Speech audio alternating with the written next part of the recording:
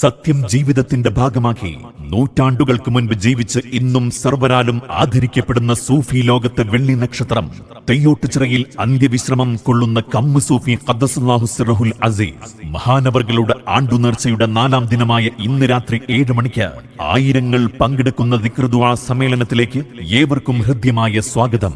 തെയ്യോട്ടുചിറയിലെ പുണ്യമഹാനേ കമ്മു സൂഫി എന്ന മധുരിതത്തേനേ.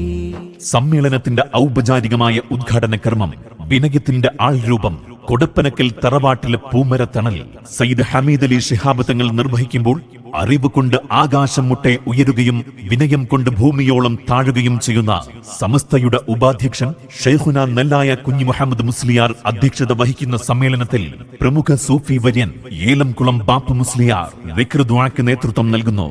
സയ്യിദന്മാർ, സൂഫിയാക്കൾ, മഹല്ല ഖാദിമാർ, ഉലമാക്കൾ, ഉമറാക്കൾ പങ്കെടുക്കുന്ന മഹത്തായ ദിക്ർ ദുആ സമ്മേളനത്തിലേക്ക് ഏവരെയും ഞങ്ങൾ സഹർഷം സവിനയം സ്വാഗതം ചെയ്യുന്നു.